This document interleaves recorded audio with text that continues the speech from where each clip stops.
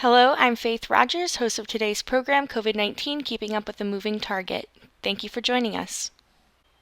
This activity is jointly provided by the Postgraduate Institute for Medicine, DKB Med, and the Institute for Johns Hopkins Nursing.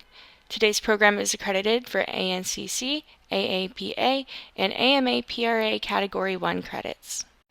Please visit our website for complete CE information. If you're tuning into our webcast, please click the Claim Credit button on the webinar console. Otherwise, please go to covid19.dkbmed.com, navigate to our multi-specialty episodes, and select the webinar to claim credit. Today's learning objective is to describe current data pertaining to booster doses for COVID-19 vaccination. This educational activity is supported by independent medical educational grants from Gilead Sciences Incorporated, as well as in-kind support from DKB Med. With us today, we have Dr. Paul Auwaerter, Clinical Director of the Division of Infectious Diseases at Johns Hopkins School of Medicine. Dr. Auwaerter, thank you so much for your time today. Yeah, thank you, Faith. One of the most frequent questions that I get posed to by patients as well as family and friends are, should I get a booster now or wait? And I think in order to try to help answer that for your patients, I thought I would go over some current information and see if that provides some basis for helping you to decide and inform your patients, family and friends, maybe even yourself, about what to do. In terms of the landscape of SARS-CoV-2, Omicron remains present with subvariants continuing to evolve. And this is an evolutionary picture that's even faster than prior variants such as Alpha and Delta.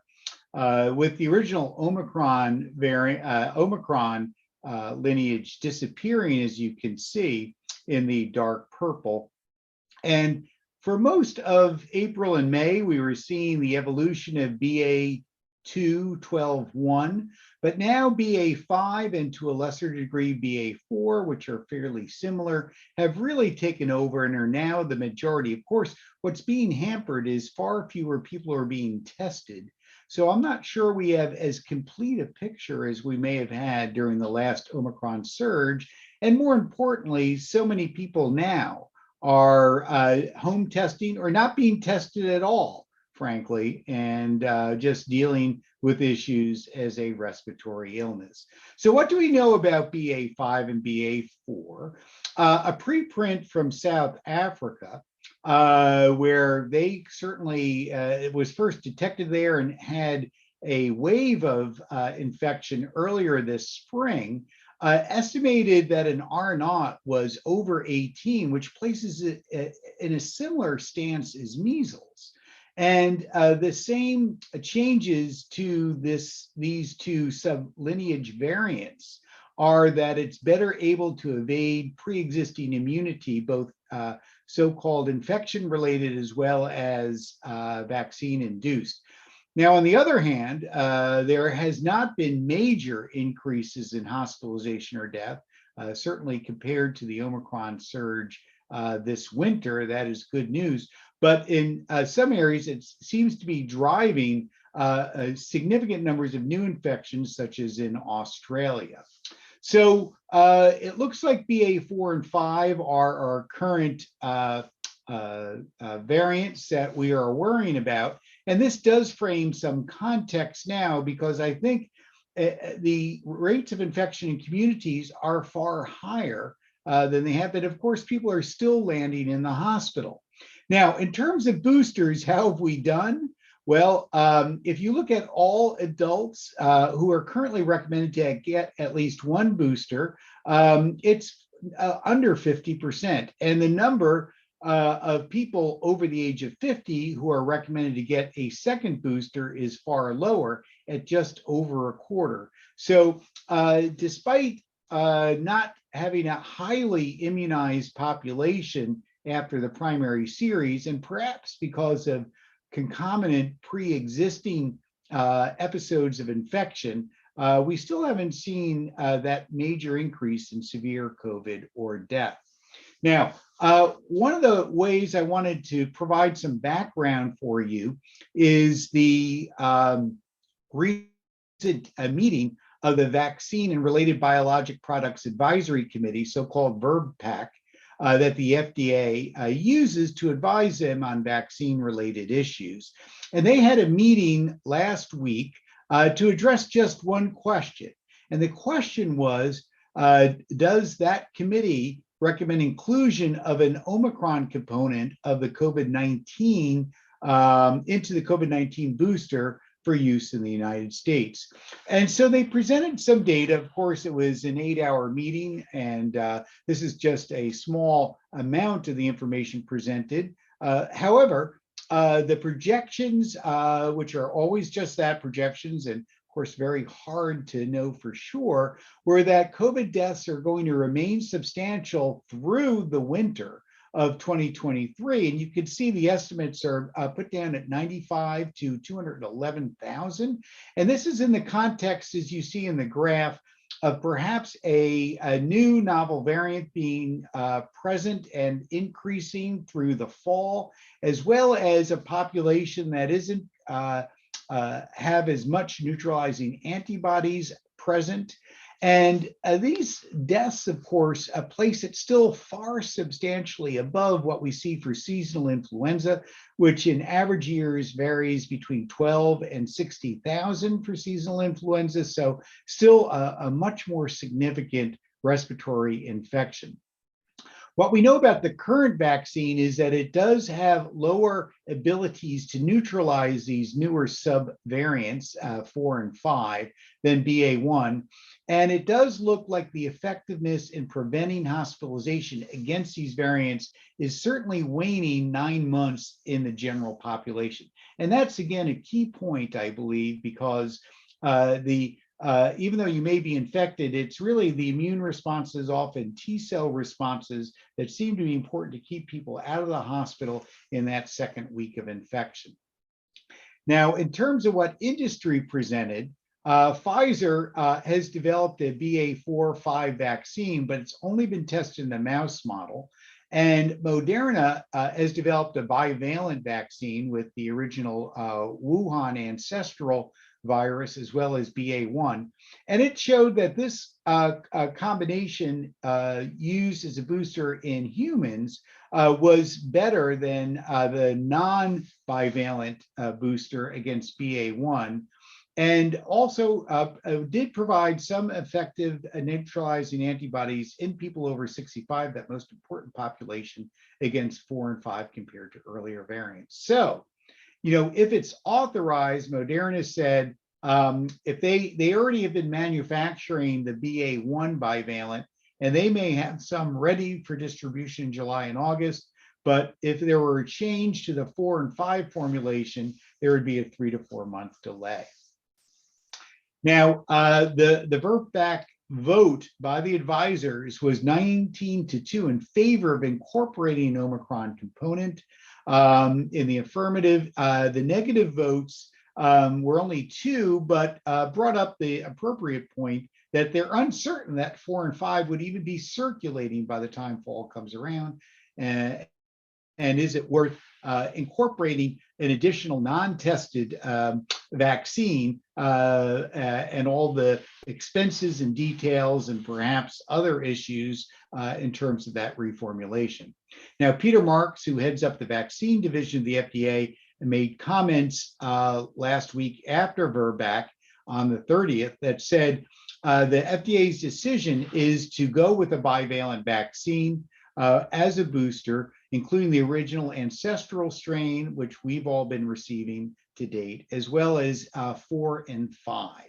And that clinical data is going to be needed, so they are going to do trials, but it's not going to be required for UA authorization because they're going to use the clinical trial data based on BA1 data. Now, it's not exactly clear what's going to happen because although Pfizer has been awarded a contract for manufacturing by the federal government, the federal funding is a bit up in the air, but it looks like October to November is probably the earliest that we might see these boosters. And there's no change in the primary series reformulation. Now, interestingly, the WHO has decided to go with BA1, arguing that it's more distinct compared to the ancestral Wuhan virus that's used as a genetic basis in the vaccine for spike protein, and that the BA1 component elicits a broader immune response. So perhaps they will opt for the Moderna booster. Now, just as a quick reminder, booster timing for adults, which has been maybe a little confusing, but just to reiterate, the general population gets 2 doses as a primary series, and you get your first booster with the mRNA vaccines 5 months later at the earliest. And booster number 2 is limited to people over 50, 4 months after booster number 1 at a minimum. Now, if you're immunosuppressed, however, remember that it's a 3-dose primary series, and you can get a booster earlier at 3 months. And then I think I neglected here, you would get another booster 4 months for those who are over 50. Now, for children, the general population who are adolescents can get a single booster 5 months after the primary series. But if you're immunosuppressed, then you follow the same schedule as you might in the adult population. For children 5 to 11, they too can get a booster 5 months or later, just as others. However, for the immunosuppressed, the suggestion is only for a single booster 3 months after, not the second booster. And then for the youngsters who currently have just had an approved 3-dose primary series, there are no current boosters recommended. So what should you do for your patients? I say most experts are recommending to get all boosters that are recommended under EUA to be fully up to date. That's the CDC parlance, that you're fully immunized, which has been confusing compared to just completing the primary series. And remember, at least from earlier Omicron data, granted with earlier variants from Israel and the UK, the second booster was helpful to reduce serious illness in people over 60, especially those that had been immunized earlier. So should you wait for the bivalent vaccine? I mean, many patients don't want to rush. They're like, why get a vaccine now as opposed to later? Well, a couple of issues. First, it's unclear how much the 4 and 5 component will contribute. We don't have clinical data. And my suggestion is go with the bird in hand. If you clearly are 8 to 9 months after your last booster, booster number 1, which could date back to last summer for many people, I think you may, especially people with risk factors and older ages, I've been strongly suggesting they get their second booster now, and then we'll see what recommendations come out in the fall, which again are going to be 4 or 5 or even maybe 6 months later by the time there's enough vaccine availability on the updates. So obviously there are many thoughts about this, and many people just don't want to keep getting more boosters. And of course, there is this sawtooth pattern that the more immunizations you get, you have less neutralizing antibodies generated each time. But again, I think it's the boosters that provide protection against severe infection, which is not truly solely based on neutralizing antibodies, that is important. So Faith, I think we have a couple of questions. Yes, we do. Thank you so much. So this is our first of 2 learner questions. And the first one is, what is the recommendation for people who receive 2 doses of Janssen or J&J vaccine? The recommendation here for adults who have gotten the 2 doses of the Janssen vaccine would be to get a dose of an mRNA booster, either Pfizer or Moderna, at least 4 months after your last dose of the Janssen vaccine. Now, that's assuming someone doesn't really have a contraindication to that vaccine. There is no recommendation to get a 3rd dose of the Janssen vaccine under their recommendations and certainly the EUA. Perfect. Thank you very much. And here's our next question. Should nirmatrelvir and ritonavir be prescribed to fully vaccinated and otherwise healthy adults? Yeah, Faith, thanks for that question. I've also fielded this. Now, according to the emergency use authorization, if you're describing healthy as someone who has no risk factors for severe COVID-19, then they don't qualify for the protease inhibitor drug. Now, if you're saying someone's in great health, they're 55, they may have had a history of heart disease maybe 10, 15 years earlier. They're otherwise stable with excellent cholesterol control. This is interesting because, of course, Paxlovid rebound occurs, which might lengthen your time needed for isolation. I myself fall into the risk factor group at the age of 60. I got COVID the same day as Tony Fauci. And because I had I figure my health is relatively good otherwise, and I'm fully up to date, meaning I've had 2 boosters, and I had a travel obligation that if I had rebound would have forced me to cancel. I elected not to get the drug. But I think people that have multiple risk factors, certainly if you're over 65, and the recommendations are to prescribe the drug, but I do have patients that sort of worry about the rebound, and we don't know the exact incidence of rebound. People have been talking about 2 to 5%, either industry figures or others.